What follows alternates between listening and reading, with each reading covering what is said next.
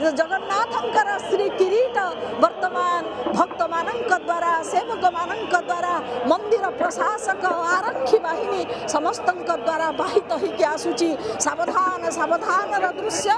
महाप्रभुंकर दिव्य श्री विग्रह रे लागी बाकु जाउथिबा अलंकार जहाँ वर्तमान आसुचंती महाप्रभु को परिपूर्णतमं शांतं मनोनयन वर्धनम मन एवं नयन आर वर्धन करबा पई सुख दबा पई आनंद दबा पई महाप्रभुंकर से दिव्य अलंकार वर्तमान अरुण स्तंभ चकड़ा दे महाप्रभुंकर रथ पर्यंत बाही हे आसुचंती तापरे बोझरे महाप्रभुंक पई दिव्य पत्र पुष्प अलंकार तुलसी माला पुष्पमाला सेवक मानक द्वारा आसुचंती पछे पछे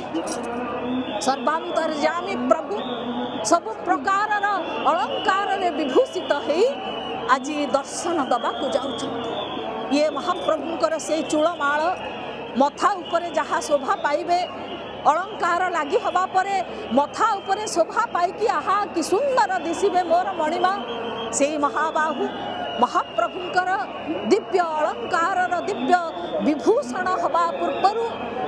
तुलसी पत्र एवं पुष्प अलंकार मंडित हवा पूर्व आमे वर्तमान ये दिव्य विवरणी को प्रदान करबा पई अनुरोध रखिबा आमर सम्मानास्पद डॉक्टर गणेश्वर स्वामी महोदय को जय जगन्नाथ जय जगन्नाथ जय जगन्नाथ। आपण माने नंदी घोष टीवी माध्यम रे देखुछंती ये सुनार किरीटी ये जो सुनार किरीटी देखुछंती पछपटे देखंतु कुनी सेवकटीए से मध्य तार सेवा आरंभ करी जो किरीटी प्रभुंकर मुख श्री वृद्धि करे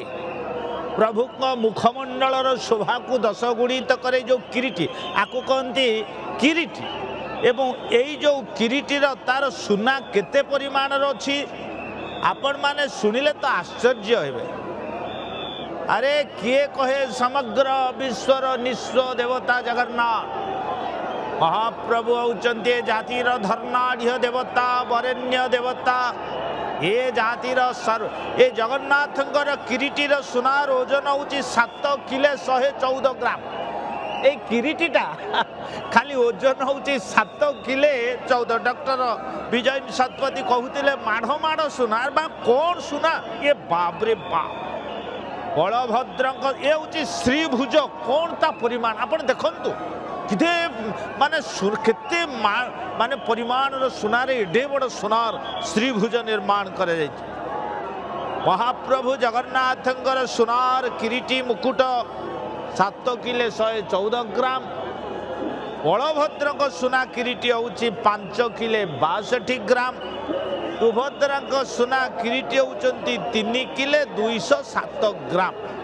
ये पर ये होचंती आपणकर तुलसीर चूड़ प्रभुंक ठारे तुलसी लगी प्रभुंकर आजिर बेश मैडम ये हूँ ऐश्वर्य प्राबल्य परिस्फुटन होची समग्र विश्व देखिबो ये जातिर प्राचुर्य केथे आज जो माने बेश करुचंती किए बेश करुची आपणकर पुष्पालक सिंहारी माने बेश करुचंती तांको सहायता करुचंती दैतापति माने 3 बाड़ग्राही सुभद्रा बाड़ग्राही यही सुभद्रा पाखरे सुभद्रा बाड़ग्राही अच्छंती एतद भिन्न केते गुड़िए नीतिकांति मध्य अच्छंती जगन्नाथंकर पाखरे रहिबे भितरछु महापात्र बलभद्र पाखरे रहिबे तळिछ सुभद्रा पाखरे रहिबे पालिया पुष्पालक यही नीति नियम रे ही आपणकर सुनार बेश आज प्रकटित होउचंती अनुभव होउची आज सब शुभ कार्य सळ सळ चली तथापि मु आपण को गोटे कथा दृष्टि आकर्षण करी हे भक्त माने ये तो पवित्र क्षेत्र आज क्षेत्र पवित्र श्रद्धा पवित्र माटी पवित्र मन पवित्र हृदय पवित्र ये हूँ रौप्य शंख आमे जीवा ये जो रूपार शंख ये हूँ एक व्यतिक्रम आपण देखिए कोला दियो पाखे धला घोड़ा व्यतिक्रम धला दियो पाखे कोला घोड़ा व्यतिक्रम अरे सबू तो सुना शंखटा रूपा व्यतिक्रम ये तो व्यतिक्रम देवता मोते से ही रूप हरि जेऊ रूपे बड़ी द्वारे हेलो भिकारी प्रभु तुम्हें बलिद्वार जमी भिकारी होता सर्व विश्वर जी दाता से बलिद्वार रे भिकारी है व्यतिक्रम ए सारा जगत मायाधर पाछे गोड़े किंतु स्वयं मोर मायाधर मर्यादा पुरुषोत्तम राम माया पछरे गोड़े माया मृग पछरे गोड़े व्यतिक्रम ए संसार को पारी करिवा वाला राम सामान्य कैवर्त पाखे हाथ पातिले मते टिके मागी नाव न के बटवाना कही तुम्हारा मरम मई जाना व्यतिक्रम अनेक व्यतिक्रम महाप्रभु पाखे आज ये भी एक व्यतिक्रम तेणु प्रभु सकल व्यतिक्रम को अतिक्रम करी स्वकीय पराक्रम प्रतिपादित करने विश्व निजर औज्जल्यता परिप्रकाश करने आज ये पवित्र दिवस आज मुख्यतः तीनोटी घटना घटी घटवे आज दिवस हूँ हरिशयन एकादशी भगवान आज शोइबे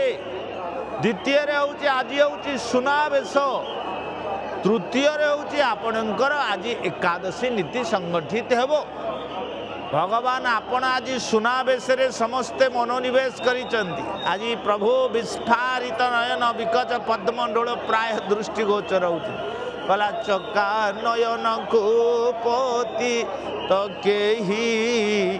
तो काई खर निश्वास पकाई तो का पकाई गरुड़ पछरे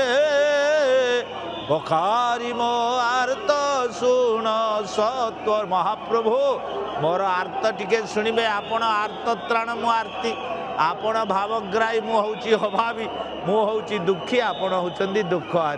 दुखहारी आर्तत्राण भावग्राहींकर कृपा दृष्टि ये जाति उपरे झरी पड़ू तथापि आमे जो सुना तीनोटी आज हूँ प्रभुंकर गोटे यात्रा आज सुनावेश नुह सुनावेश तो होउची हम देखिबे किंतु आज गोटे यात्रा को यात्रा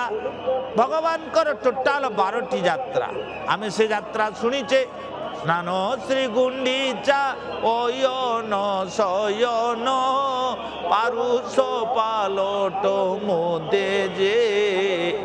भगवान आद्य यात्रा स्नान यात्रा